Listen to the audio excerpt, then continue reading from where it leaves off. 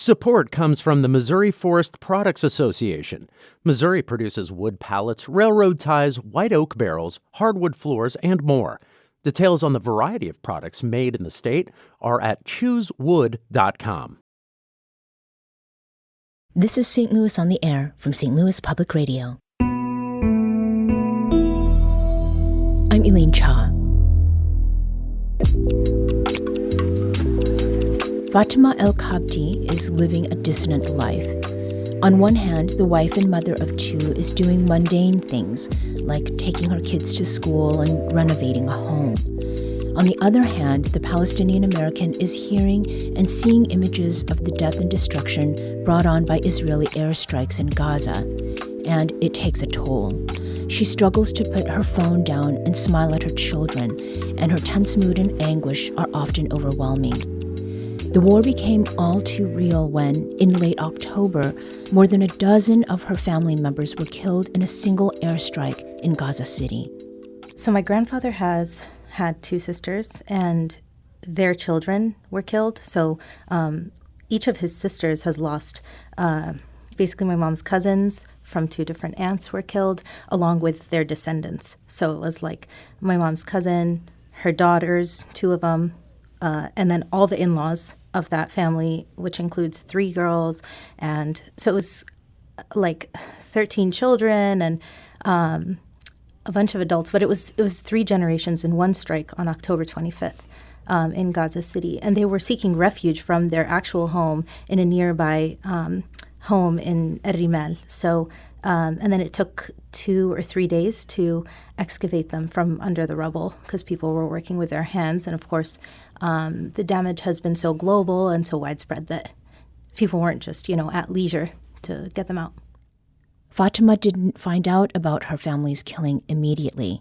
Extended blackouts have made communication hard, and she only learned of the news when her mom's cousin posted it on Facebook.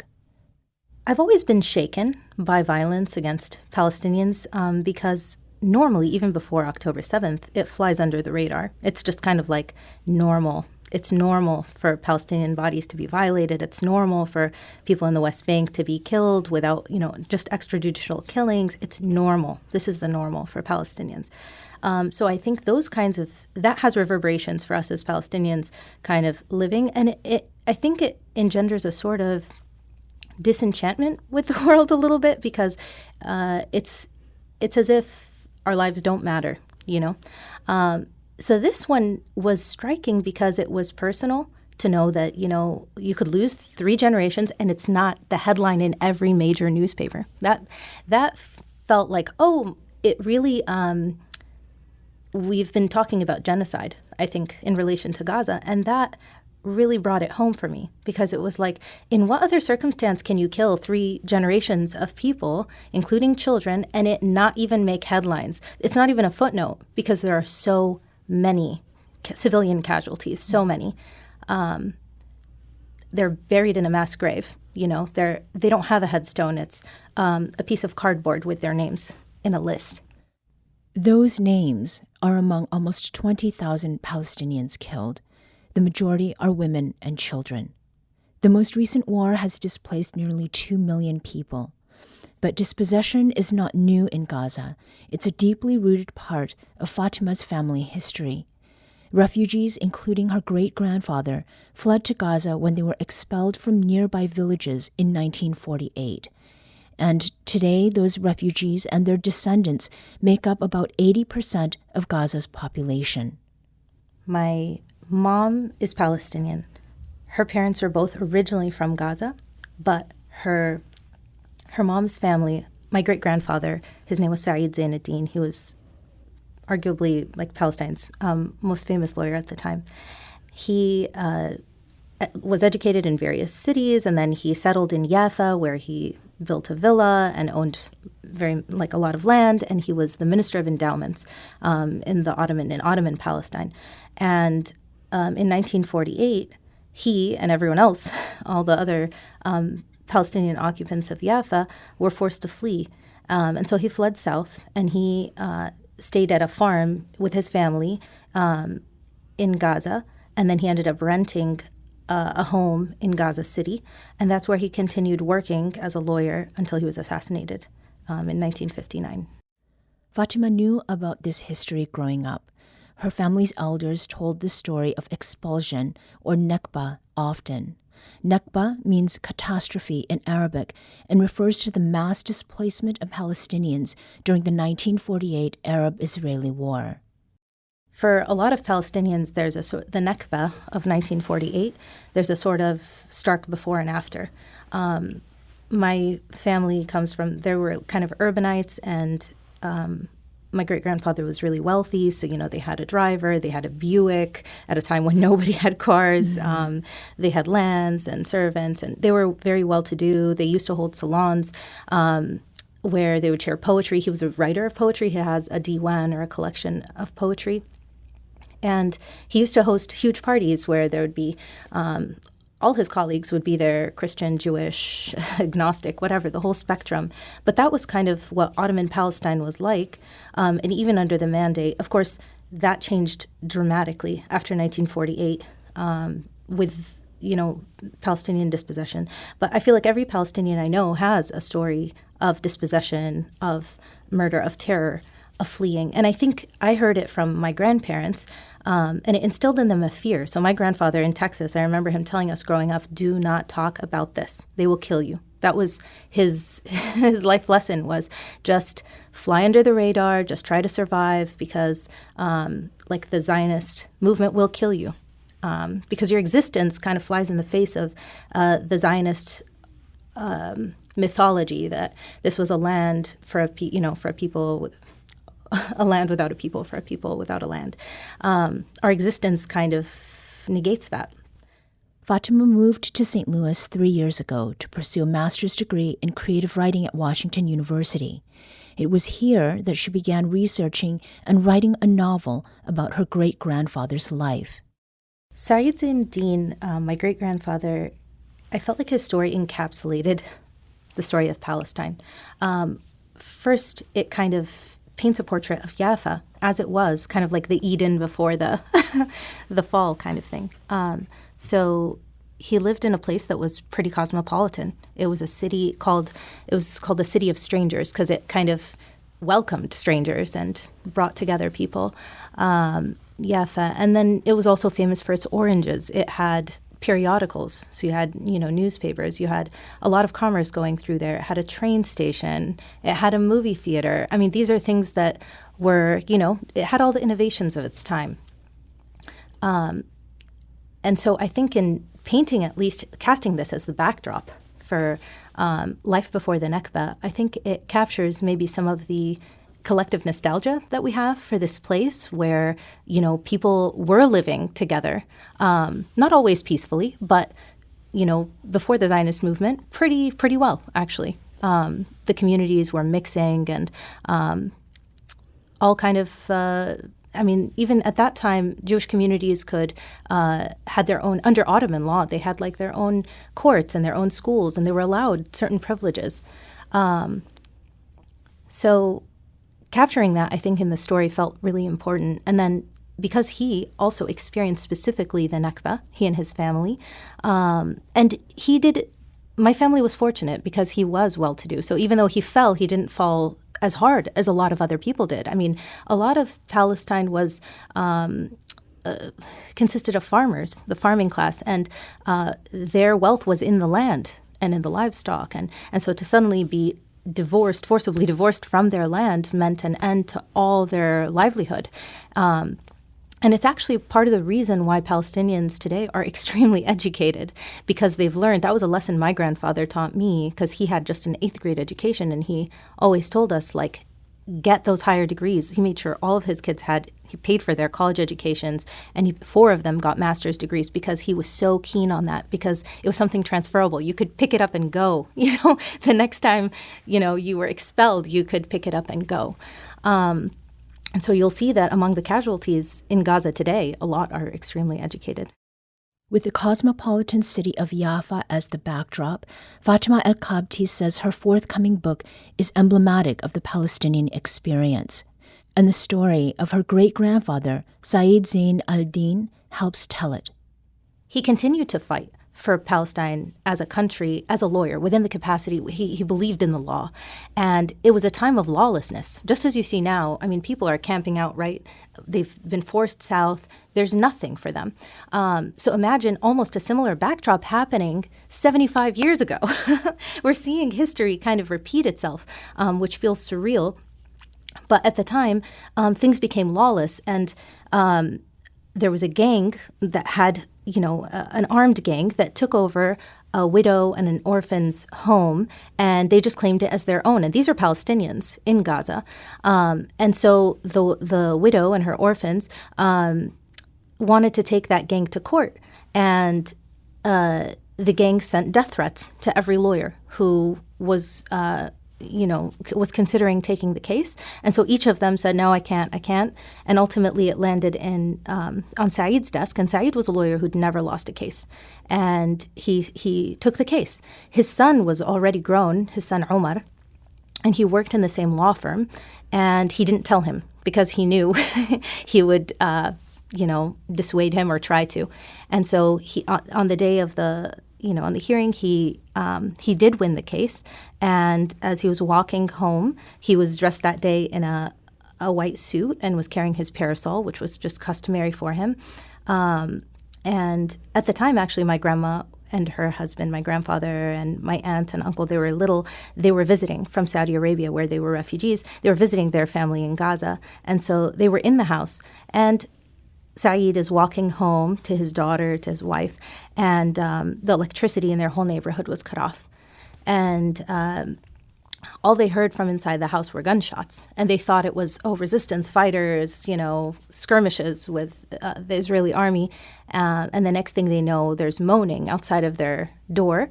And one of his sons recognized his father's voice and ran out, opened the door, and Saeed Zinedine fell to the ground. And he died right there, kind of in the front yard. My aunt remembers it. She was like 4 or 5 at the time. And my uncle was a baby. One of my mom's cousins who I saw this summer also was there. He was kind of like, they lived in the adjacent house. So they all were witness to his murder.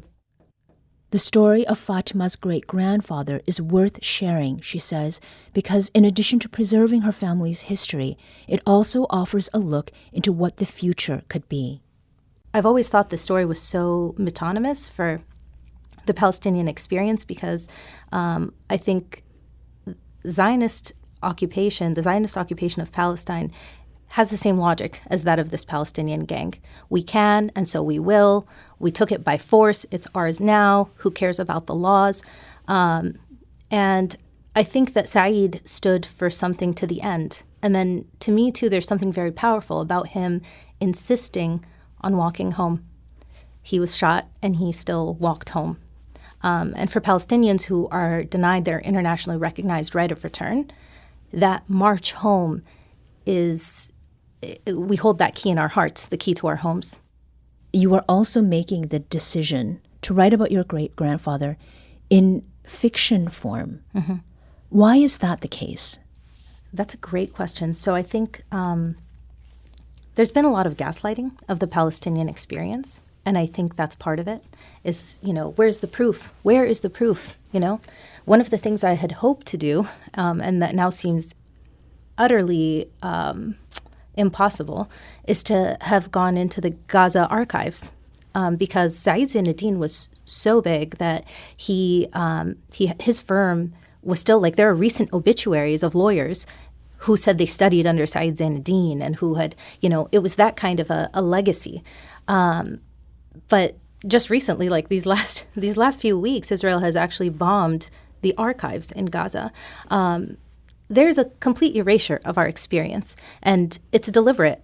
And what we end up having is what's curated, what Israel chooses to show us of our own history, of our own past. And we can see that revising as it's happening today, right? Because we get, civilians are arrested, extrajudicially killed, and then they're tarnished. Their reputations are tarnished post-mortem, So I can only extrapolate that to a broader history or to other issues. It's my dad's side is actually Libyan. And so there's another history of colonialism there. But it's kind of insane to trust the colonizer to tell the story of the colonized and to do it well and in a way that, forget flatters, that is fair. Whose hands do you want this book to be in? And what would you like it to move people to do or to think? I hope it gives people a vision of what could be. I think a world that's more pluralistic, where everyone is treated with equal rights on the land that they love. There's no reason all of them can't live together with equal rights. That's what Palestinians want. The other thing I think that's super important that this novel tries to do is to humanize Palestinian men. Because I think even in the rhetoric today, there's a sort of like championing of women and children, and they're the ones innocent. But all these men, these civilian men are innocent too. And they're kind, and they're loving, and they're funny. Like, these are the men we know from Palestine. These are the men of my family, you know? So I think the novel is actually, it sounds heavy, but it's supposed to be kind of lighthearted and to show kind of life within the family sphere. Over the past 2 months, how have you engaged with the St. Louis community around this war, whether that is as an individual or perhaps with the community that you have found here in St. Louis? I've gone to protests. There's been a lot of protests out here, organized by various groups.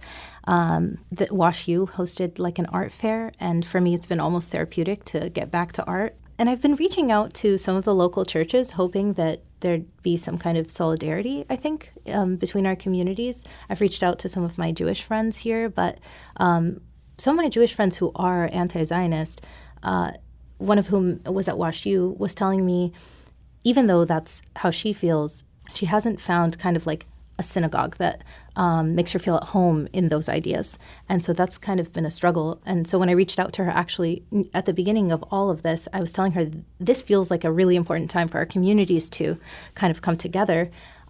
She just told me she didn't feel like she was the right person, or, you know, I think it's hard, I think. But I've also been heartened. I think nowadays a lot of this has been happening through social media, the awareness. This has been the first time I think people have even attended to the violence in Gaza. And it is exceptional violence this time against innocent people. But this is like the fourth or fifth war that Gazans have experienced during my lifetime. And this is the first time I feel like Americans have access maybe to some of the footage coming out from Gazan journalists and things like that. So it's created a new kind of broader awareness that makes me feel a little bit less alone in my grief. Witnessing mass destruction and death every few years, that's not something that's easy to get through. What are the ways that you and your family, as well as those whom you know in Gaza, are coping? I think for a lot of people, and this isn't really my coping mechanism, but I think for a lot of Gazans, faith. Faith has been the thing that has kept them afloat, and it keeps them afloat. So my cousin, who I reach out to, and, you know, we talked about that first batch of relatives who died, but a few days later, there was a family of doctors who are my mom's other cousin, who were killed. And then a few days later, there was a youth, just one, you know, a kid. And then a few days later, one of the women who was killed, her son, who was now, you know, had lost his mother 1 month later, now this last week, was killed himself. So this has been just kind of like an ongoing thing. And I think the only way people living under this brutal occupation can cope is by believing this is actually not the end, that death is not the end. So for them, and this is maybe why I think Israel has a hard time winning on a almost spiritual level, because Palestinians, I think, have lost faith in Arabism, in socialism, in democracy coming to their aid. They really have lost faith, I think, in these kind of like human answers or calls for justice.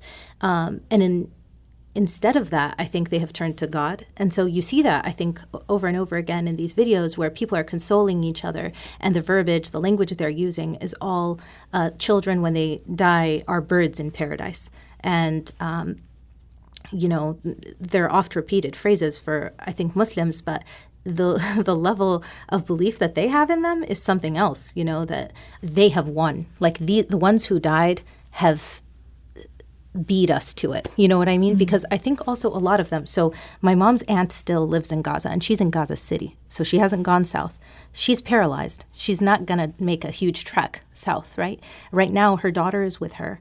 If they were to move her, and they have had to move her from school to school as shelters, they have to carry her with on a cloth. And they've dropped her once in that process. It's not easy. So for folks like that, I was asking my mom, well, why don't they go south? They're telling them to go south. And she said, they feel that they will be killed. Like, what's the difference to be killed here or there or there? Because if you're not going to die here near your home, you're going to die there of starvation, die there of cold, die there of all. That's kind of their condition. And so for, I think, a lot of them, there's a sense of putting their trust in God and also trusting that in the afterlife there will be some kind of justice. Because if you were to wait for justice in this world, I think it's been a huge disappointment. Fatima Elkabti is a St. Louis resident and Palestinian American.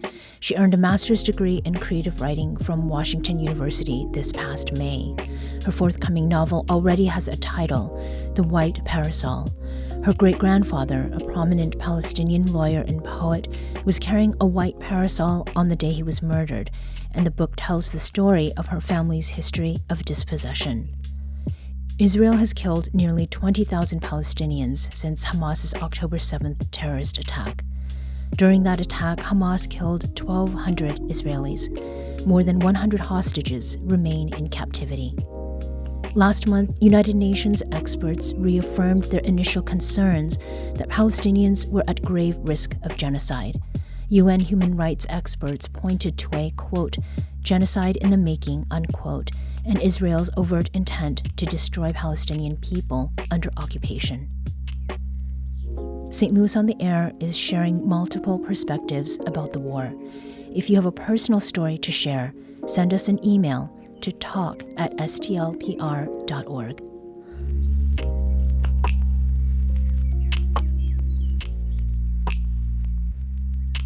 Today's segment was produced by Aula Kuziz. Audio engineering and podcast design by Aaron Dorr. Our executive producer is Alex Hoyer.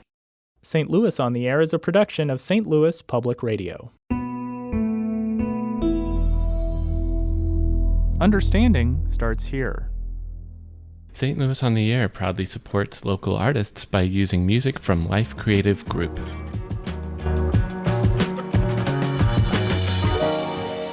Do you find yourself regularly listening to episodes of St. Louis on the Air?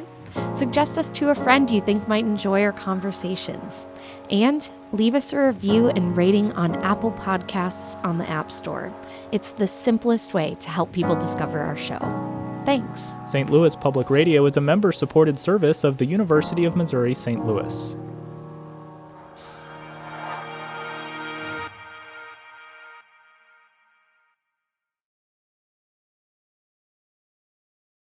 Support comes from the Missouri Forest Products Association, committed to conservation and careful management of the state's forests to make them more resilient and better habitats for wildlife.